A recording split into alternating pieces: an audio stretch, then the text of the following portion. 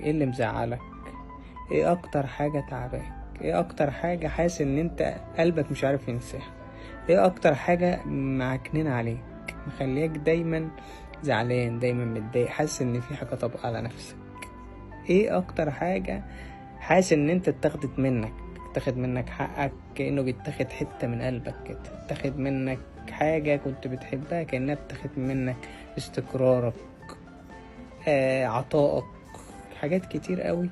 كل ما تفتكرها ان انت لسه حقك مجاش بعد كل المعاناة دي، تقعد تتألم وتتقطع، مع ان انتوا ناس حلوة وعطيتوا جدعان وعندكوا اصل، لكن سبحان الله بتحس انت بتتقطع بالبطيء بالبطيء. فاحساس صعب، وبتحس ان انت يعني ليه هما كده، وليه انت كده، ليه انت جميل، ليه انت روحك طيبة، ليه انت اصيل، ليه انت مختلف. هل ما بقاش فيه منكم كتير؟ سألتوا نفسكم السؤال ده؟ هل ما بقاش فيه منكم كتير؟ الناس الجميلة الأصيلة المحترمة اللي عانت في صمت وابتسمت وقالت الحمد لله رب العالمين، هل ما بقاش فيه منك كتير يا جميل يا محترم يا اللي ما عملتش غير الأصول؟ أصل الناس الجميلة الأصيلة ولاد الأصول اللي زيكم بيبقى مستني اللي قدامه يعملوا نفس المعاملة، بس ما بيلاقيهاش. ما هو انت كده يعني. افتكر لما كنت مع الناس اللي العلاقات القديمة المنتهية، ايا كانت العلاقات، كنت بتتعامل ازاي؟ كنت بتتعامل في منتهى الجمال والاحترام والاخلاق. كنت بستنى منهم ان هم كده. هم بقى انت كنت بتنور لهم طريقهم، فما عرفوش يعملوا زيك، ما عرفوش اصلا يعملوا زيك ولا هيعرفوا. الناس دي ما بتعرفش، الناس دي شوية مش تبقى شايفهم صدقني. فانت بتجيبهم عندك يعني، انت باحساسك الموجوع ده وتقعد تفتكرهم. خلاص علاقات خلصت وانتهت، انت غصب عنك بتفتكرهم في موقف معين بيحصل قدامك. للأسف في ناس لسه غصب عنها بتشوفهم، بيبقى علاقات خلصت بس بيضطر ان هو يشوفهم. فقد ايه انت بتعاني وانت بتشوفهم، عارف بتعاني معاناة كبيرة كبيرة ومؤلمة. فأنا الأوان ان انت بقى ايه، تعرف ان لأ، في امل كبير اوي ان انت تفوق، ان انت تقف على رجلك من جديد.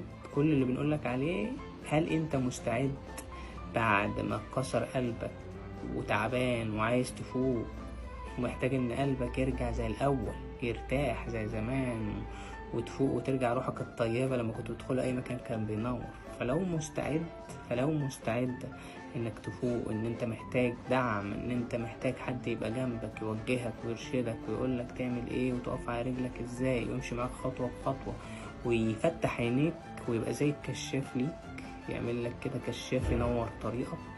طبعا بعد نور الله اللي انت لازم تقرب منه بالاستغفار والصلاة على النبي، لأن اللي بقودنا في هذه الرحلة هو الصلاة على النبي. اللهم صل وسلم وبارك على سيدنا محمد وعلى آله.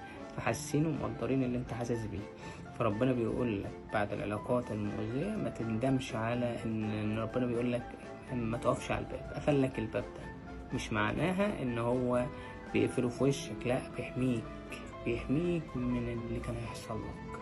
فدي معناها حماية، دي معناها تفتيح عين، دي معناها ان ربنا مرضلكش تفضل بالوضع اللي انت فيه. عشان كده قلنا كتير اوعى تقف على باب ربنا قفل. خلاص باب اتقفل، معناها ايه؟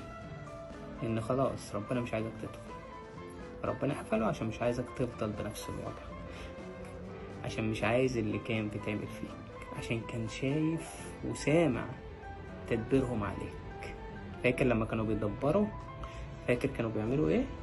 الناس دي ما كانتش سالكة معاك وماشية بما يرضي الله. فربنا شايف قد ايه انت ماشي بما يرضي الله، واديت للعلاقة، وكنتوا حتى بالعكس انت كنتوا تدعوا لهم بالهداية، ربنا يهديهم. فعلاقات خلصت وانتهت خلاص. نتكلم عن العلاقات المؤذية المنتهية. خلاص ربنا مش عايزك تدخل، عشان فاتح لك باب بقى تاني، باب جميل، باب فيه راحة، باب فيه فرحة، فيه سعادة، في حياة تانية، أحلامكم بقى اللي تمنيتوها فاكرينها، اللي قبل العلاقات كانت روح طيبة وجميلة، كنتوا عندكم أحلام كتير. هو ده، إن مع العسر يسرا، إن مع العسر يسرا. الناس اللي لسه واقفة بالسنين على الباب ده بنقول لك باب العسر خلاص اتقفل، وكان نازل معاه باب يسر. ده اللي بنقول لك بقى يلا بينا نروح باب اليسر، يلا نروح الباب التاني. مستعدين؟ لو مستعد قول لي أنا مستعد. هتقول لي أنا مستعد، إحنا معاك، بندعمك استشارات ودعم نفسي وإرشاد، ونرشدك ونوجهك ونفتح عينك ونبقى جنبك خطوة بخطوة. مهمة جدا هذه الأمور فيلا بينا نبدأ مع بعض يا ناس يا جميلة يا محترمة. انت محتاج تفوق لان انت عانيت فعلا، انه كفاية وجع وندم على ناس ما قدرتكش، ناس فعلا انت ما شفتش منهم اي حاجة حلوة. فعلا الناس دي لا تعبوك وجعوك ألموك، ولكن في النهاية ان شاء الله انت اللي هتنتصر في النهاية، تأكد من كده. مهما مكروا بيك او مهما عملوا فيك، قول افوض امري لله ان الله بصير بالعباد. وكفاية ان انت تبدأ معايا وتقول الحمد لله رب العالمين، إنا لله وإنا إليه راجعون، اللهم اجعلني في مصيبتي هذه واخلفني خيرا منها، وتتوكل على الله.